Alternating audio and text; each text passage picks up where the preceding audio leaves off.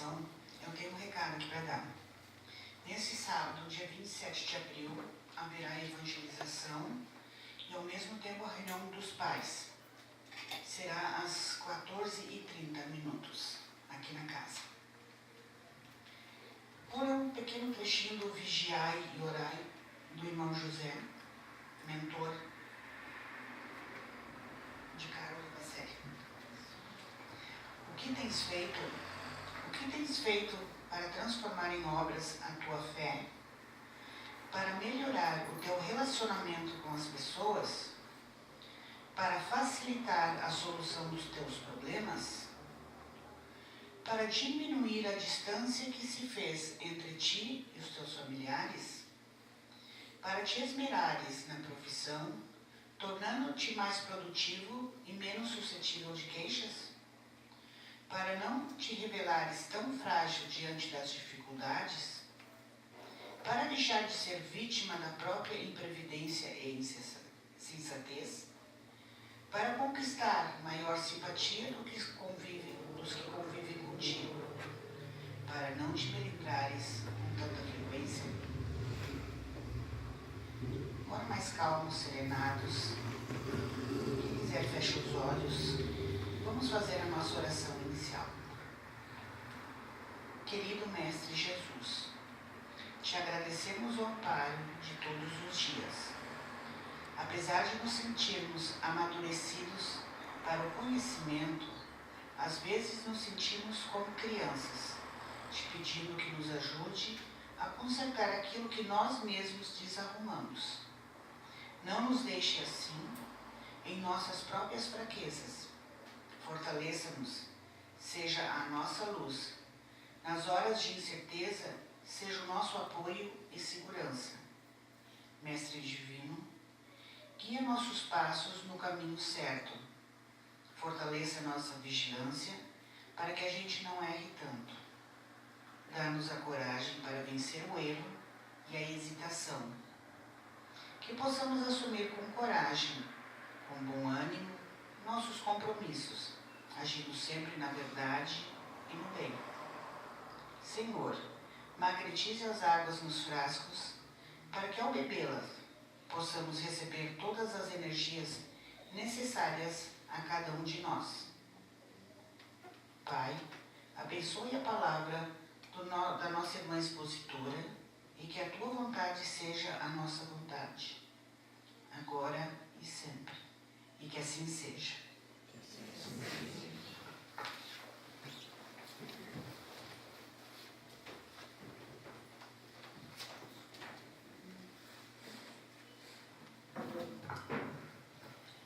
Boa noite a todos. Sejam novamente bem-vindos. O tema da nossa exposição de hoje à noite, que está aqui, as provas da existência de Deus. Até parece que combinamos, né, Nani? Mas o que estava sendo exposto lá na parede é o mesmo tema. Só que nós não combinamos, tá? Não sabíamos. Mas já que não existe coincidência, tudo é direcionado, né? Então, gente, desde os tempos mais remotos, o homem tem se perguntado: existe um Deus? Se formos estudar a evolução do homem, vamos encontrar nas civilizações mais simples, que foram os selvagens, os índios, né, que não tinham cultura, né, tinham a cultura deles, não tinham acesso à educação.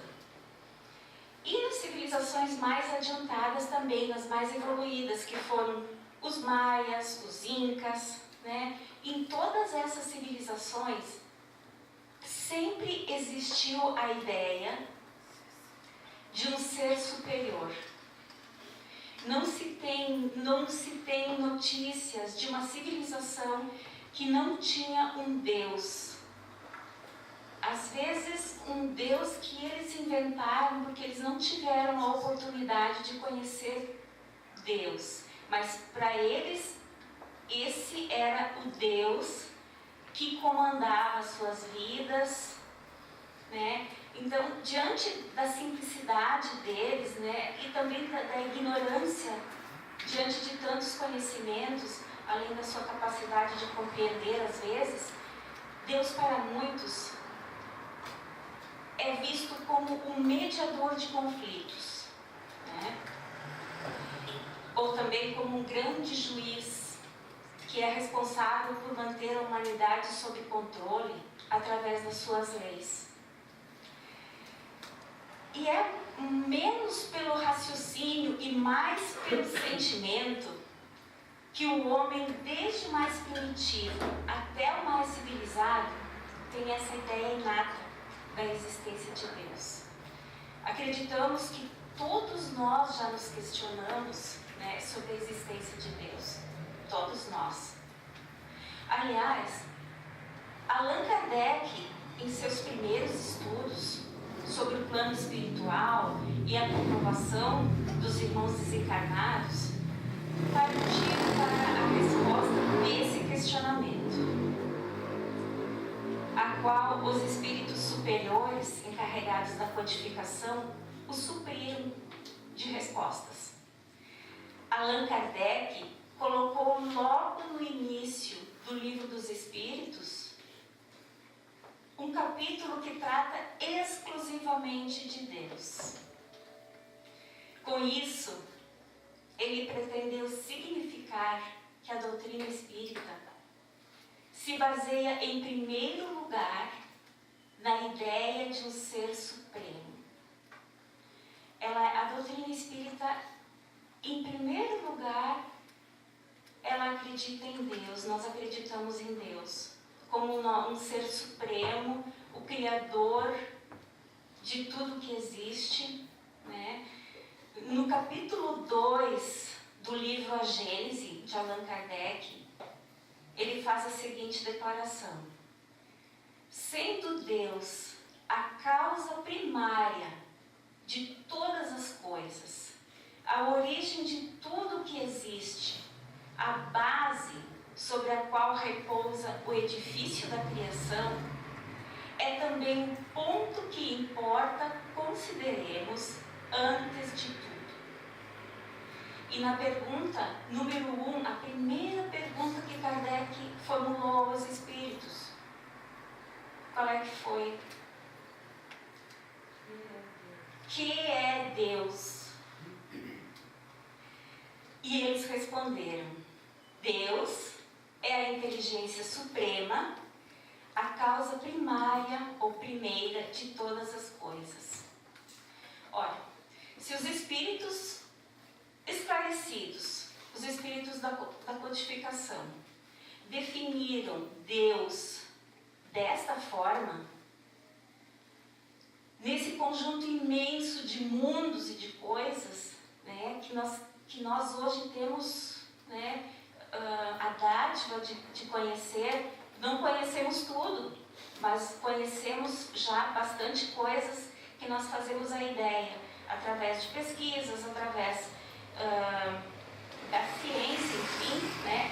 A gente tem ideia do universo, das galáxias, de como é imenso, de quantas coisas existem, muitas que nós vamos demorar bastante tempo ainda para compreender, né? Mas à medida que nós vamos evoluindo, nós vamos compreendendo. Então, tal é a grandeza, a magnitude, são tais a ordem e a harmonia, que tudo isso, pairando infinitamente acima da capacidade do homem, só pode atribuir-se à onipotência criadora de um ser supremamente inteligente e sábio, criador necessário de tudo o que existe. Eu digo necessário porque nada vem de nada. Tudo o que existe vem de alguma coisa. Então, Na pergunta número 4 de O Livro dos Espíritos, Kardec pergunta o seguinte para os espíritos: onde se pode encontrar a prova da existência de Deus? Porque essa prova da existência de Deus, todos os seres humanos buscam. No fundo, todos sabem que Deus existe. Porque nós temos dentro de nós, Ele nos fez a sua imagem e semelhança, e dentro de nós temos a centelha divina. Nós temos um pouco dele. Então, só que nós fomos criados simples e ignorantes, porque Deus quer, o nosso Criador quer, que nós é que temos que evoluir pelos nossos esforços.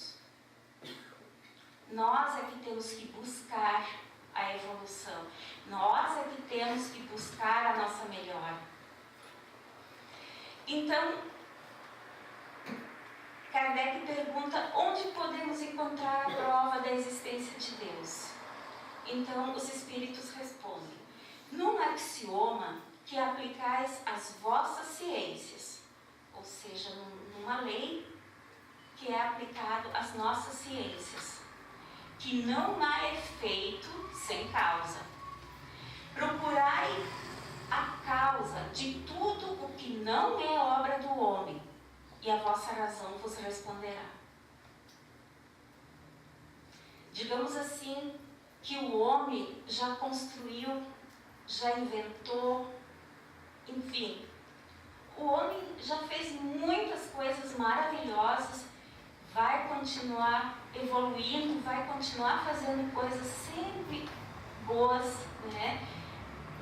A cura das doenças, essa necessidade de buscarmos a melhora da vida das pessoas, né? Mas, se nós olharmos para a natureza, não tem como inventar, não tem como o homem inventar uma coisa assim. Realmente, a gente pode sentir que é uma obra de Deus. E essa natureza, enfim, os animais, as plantas, elas são obra de alguém. Porque elas são um efeito de algo que alguém fez, de uma causa anterior. Então, a resposta da equipe espiritual que dirigiu a codificação foi bem mais simples de ser interpretada. A causa e o efeito.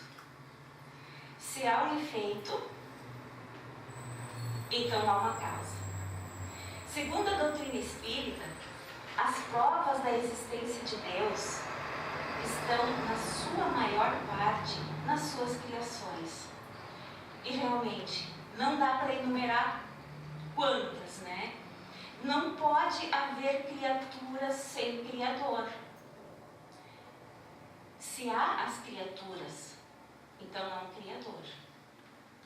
E toda vez que nós formos nos desanimar e pensar, a gente vai morrer, nosso corpo físico, e terminou tudo,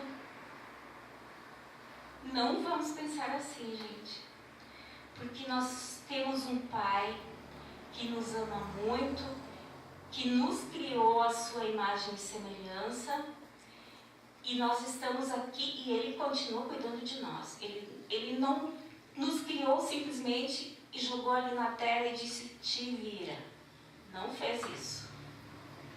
Ele nos deu todas as condições, tudo o que nós precisamos para vivermos aqui e termos a capacidade de evoluir. No capítulo 2 de A Gênese, Allan Kardec faz mais uma afirmação, mais uma declaração de Kardec. Constitui princípio elementar que pelos efeitos é que se julga uma causa, mesmo quando ela se conserve oculta. Então nós não precisamos que a toda hora nos seja provado da existência de Deus. Nós temos tantas provas, né? Então Kardec se refere que mesmo que nós não tenhamos provas visíveis, mas Deus existe, né? Na Gênese, Kardec faz a seguinte afirmação: se um pássaro está voando e ele é atingido por um tiro, né? Então esse tiro derruba o pássaro. Ninguém viu de onde veio, ninguém viu quem atirou, mas o pássaro morreu. Então a causa, que foi o atirador, não foi visto, mas nós vimos a causa do tiro. O pássaro morreu. Então, sempre, mesmo que essa causa esteja oculta, ela existe, tá?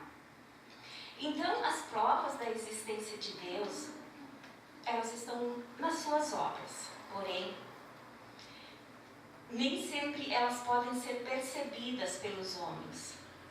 A essência divina de Deus, ela nem sempre é percebida pelos homens. E mesmo depois de desencarnado, quando ele dispõe de faculdades perceptivas maiores ou menos materializadas, ele ainda não pode sentir ou imaginar o Criador. Porque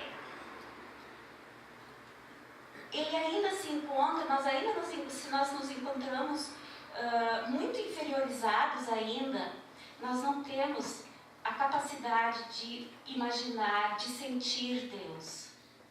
Então, à medida que nós vamos evoluindo, a gente vai se ligando mais, vai compreendendo Deus, quais são os propósitos dele, e nós só vamos conhecer Deus quando nós formos espíritos puros.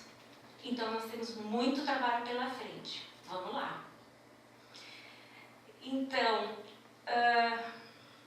entretanto, o homem que ainda está num estágio de relativa inferioridade, ele pode ter provas de que Deus existe olhando o universo, a sua extensão infinita, a ordem e a harmonia a que obedece a marcha dos mundos e que são inumeráveis, olhando os seres da natureza, os minerais com as suas admiráveis formas, aqueles cristais que o pessoal até comercializa, que são aquelas grutas, às vezes nós vemos aquelas grutas de cristais, né? Tão perfeito, tão lindo. O acaso não faz esse tipo de coisa tão bonita. Só alguém muito sábio e muito inteligente consegue criar coisas tão lindas. Se nós olharmos para a variedade de plantas, que é quase infinita, os animais, as aves, coloridos com seus cantos maravilhosos, multidão de insetos, de tudo que é tipo, nem sabemos se todos são conhecidos, provavelmente não, né? E os seres microscópicos, os que nós não conseguimos ver e que são tão importantes para a nossa vida. Os fungos, por exemplo. O fungo, existem fungos que são muito prejudiciais, só que se não existissem certos tipos de fungos, seria impossível a vida aqui no planeta. Então, Deus criou seres que nós nem percebemos, mas que eles nos ajudam a manter a nossa vida do jeito que tem que ser. E essa profusão de belezas nos obriga a crer em Deus.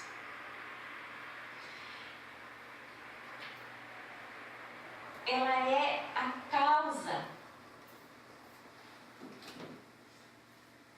Deus é a causa da existência do universo. E nós, seres humanos, gente, se quisermos contemplar o nosso próprio corpo, toda a harmonia que existe nele, todas as funções, tudo funcionando num ritmo que é adequado à conservação da vida.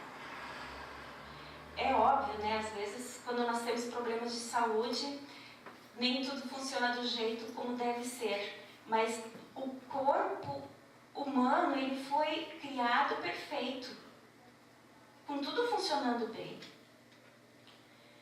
Tudo harmonicamente funcionando. Os nossos sentidos, tudo criado para que nós ouvíssemos melhor, para que nós conseguíssemos ver as coisas do ângulo certo, da maneira como a luz é focada, né? Para que nós tivéssemos a percepção das coisas, né? O tato. O nosso corpo foi construído perfeitamente para que pudéssemos viver aqui no plano físico o tempo que nos é necessário à nossa evolução. Então, como é importante nós conservarmos o nosso corpo físico, né? Fazer o possível para conservá-lo com saúde, evitando os exageros. Isaac Newton, que viveu entre 1642 e 1727, ele era físico e matemático, e ele é considerado o pai da física clássica. Newton ele acreditava muito em Deus. Para ele, não existe a possibilidade de que tantas coisas lindas, tudo funcionando da maneira como tem que funcionar. Então, quanto mais ele descobria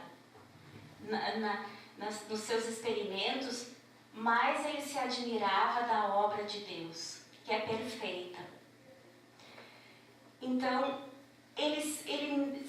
tudo o que era belo e tudo o que ele via que o homem jamais tinha a capacidade de criar isso, ele sempre agradecia e louvava a Deus. Ele acreditava muito em Deus. Mas certa vez, o senhor Isaac Newton pediu a um mecânico, dotado de extraordinária perícia, para que ele fizesse uma réplica em miniatura do nosso sistema solar, com esferas representando os planetas, conjugadas por engrenagens e correias, que lhe conferissem um movimento harmônico na medida em que fossem acionadas por uma pequena manivela. Mais tarde, Newton recebeu a visita de um amigo cientista que não acreditava em Deus. E no outro dia, quando Newton estava sentado em seu estúdio, lendo, com o seu mecanismo perto de si, numa grande mesa, entrou o seu amigo cientista, o que não acreditava em Deus. E como cientista, ele reconheceu imediatamente o que tinha diante de si, que era a engenhoca, aquela que o Newton tinha pedido para o mecânico fazer, que era uma miniatura do sistema solar. Então, acionada a manivela, os planetas, as esferas iam girando, né, da maneira como os planetas vão girando. Aí, chegando perto, moveu vagarosamente a manivela e observou com indisfarçada admiração os corpos celestes movendo-se todos na velocidade relativa às suas órbitas. Porque porque essa engenhoca, esse desenho foi calculado, né? Então, à medida que ia sendo acionada a manivela, cada planeta ia girando de acordo com a órbita natural deste planeta. Ele se afastou alguns passos e exclamou: "Oh, que coisa primordiosa! Quem fez isso?" E Newton, sem levantar os olhos do seu livro, respondeu: "Ninguém."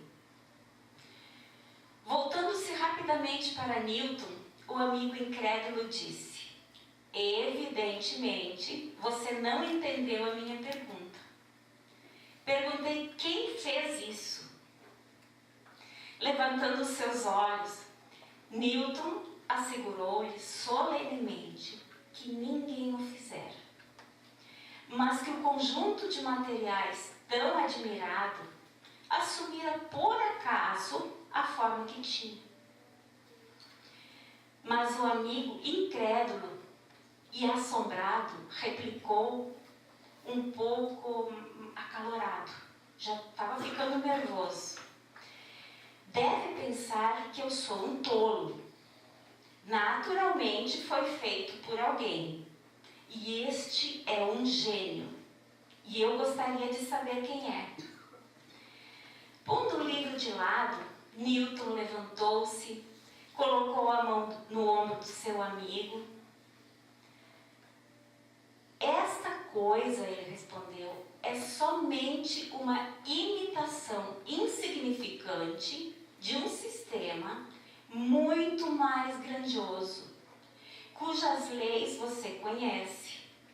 E eu não posso te convencer de que este mero brinquedo não foi projetado e nem feito por alguém. No entanto, você professa crer que o grandioso original, de que se copiou o desenho, veio a existir, sem ter sido projetado e feito por alguém. Ora, diga-me, por meio de que espécie de raciocínio você chegou a tal conclusão?" O amigo de Newton, ele achou maravilhoso, fantástico, o trabalho feito pelo mecânico, onde tudo funcionava perfeitamente e era uma cópia do nosso sistema solar. Só que ele não acreditava em Deus. Ele disse que o mecânico era um gênio porque tinha feito a imitação do sistema solar, só que ele não acreditava que tivesse alguém que tivesse criado o sistema solar. Então, a gente pode perceber que Isaac Newton tentou muitas vezes explicar a ele da grandeza do universo e que com certeza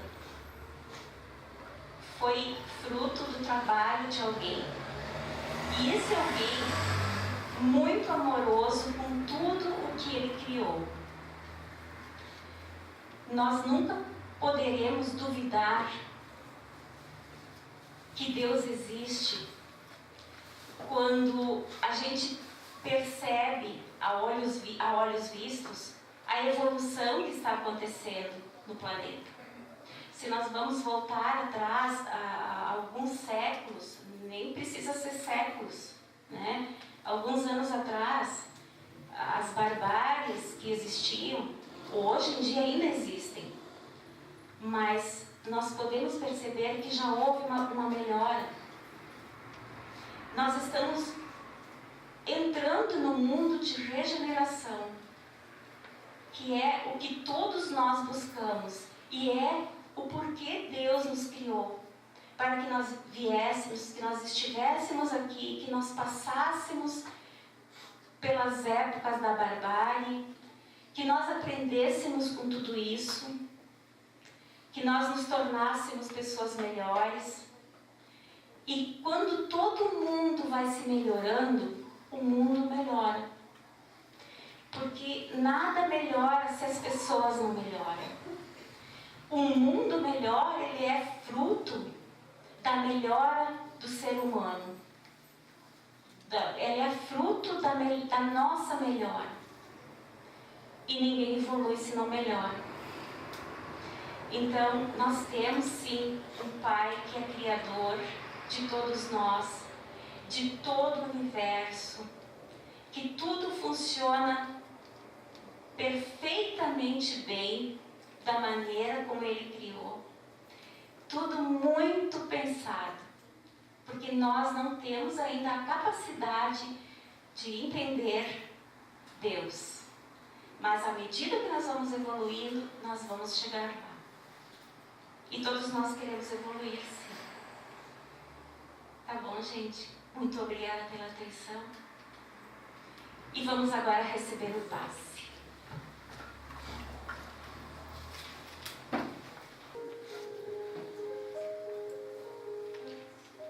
Queridos irmãos, queridas irmãs, na certeza absoluta da presença de Deus dentro de nós, com os sentimentos elevados ao alto, rogamos neste instante àquele que Jesus nos ensinou chamássemos de Pai. Rogamos as suas bênçãos, que possamos, na recepção das energias deste passe, recebermos a sua luz, que nos fortalece, que nos reequilibra, que faz sintamos o seu amor. Por breves instantes, em silêncio, vamos receber a luz do alto.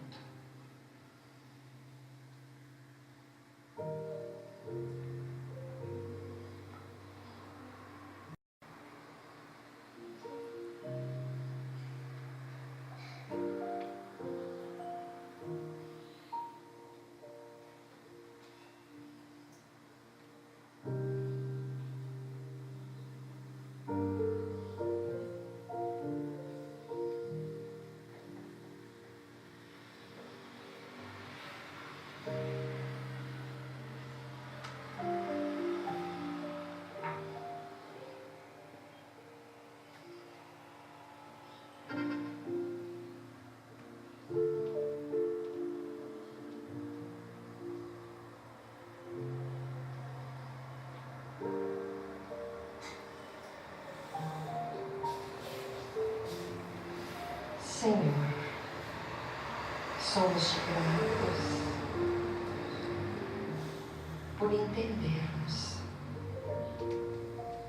que ao retornarmos aos nossos lares, levaremos a tua luz a todos aqueles que nos aguardam, a todos aqueles com quem convivemos na profissão, na sociedade, no nosso dia a dia.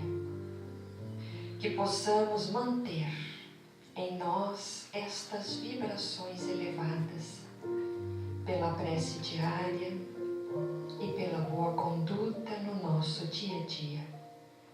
Rogamos a Jesus, o meigo nazareno, que nos ampare, que nos proteja e que nos dê a sua paz.